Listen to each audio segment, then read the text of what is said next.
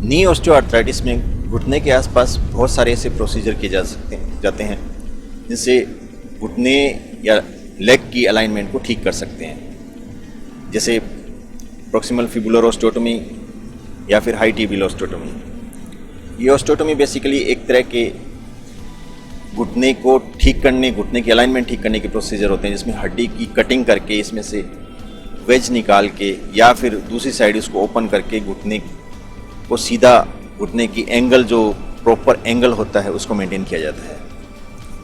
ये procedure basically early stage osteoarthritis में advice होते हैं, जिनमें घुटना अंदर से कार्टिलेज बेसिकली नॉर्मल हो, कार्टिलेज को ज़्यादा डैमेज ना हुआ हो और सिर्फ अलाइनमेंट ही बिगड़ी हो। लेकिन अगर घुटने के अंदर कार्टिलेज है जो वो डैमेज हो रही है, या फिर घुटने के अंदर सूजन आई हुई है, झिल्लियाँ खराब हैं, या फिर कोई इंजरी हुई है, उस कंडीशन में अगर ये ऑस्टियोटोमी परफॉर्म की जाती है तो इन ऑस्टियोटोमी के रिजल्ट्स ख़राब होते हैं। तो ऑस्टियोटोमी एक्चुअली उन्हीं पेशेंट्स में कारगर हो सकती है जब फर्स्ट ऑफ ऑल इनकी राइट इंडिकेशन हो कि इस स्टेज में ये अच्छा परफॉर्म करेंगी अगर ये प्रोसीजर किया जाए तो। और सेकेंडली ये सिर्फ कुछ अच्छे डॉक्टर्स जो रेगुलर इन्हें परफॉर्म करते हैं उन्हीं द्वारा की जाए तभी ये रिजल्ट दिए जाते हैं। और इसमें एंगल को मेंटेन करने के लिए प्रॉपर एंगल ऑपरेशन के टाइम अगर सेट होता है तभी इनके रिजल्ट बेटर आते हैं।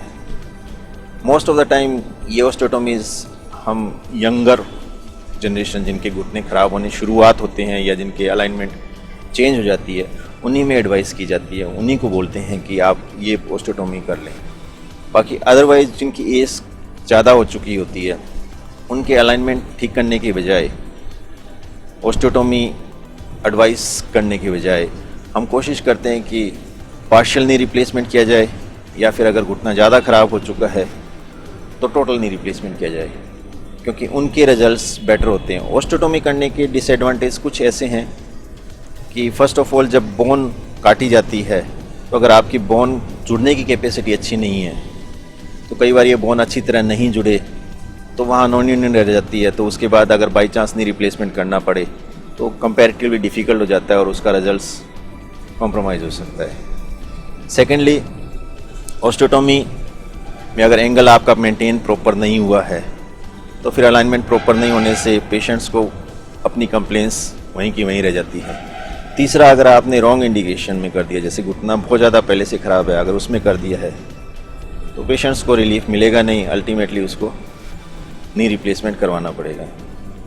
तो ऑस्टियोटोमी एक ऐसा प्रोसीजर है जो प्रॉपर सर्जन के हाथ में सही टाइम पर सही सर्जरी की जाए तभी इसके रिजल्ट आते हैं। अदरवाइज़ ये सर्जरी घुटने को ठीक करने के बजाय ज़्यादा ख़राब कर सकती है।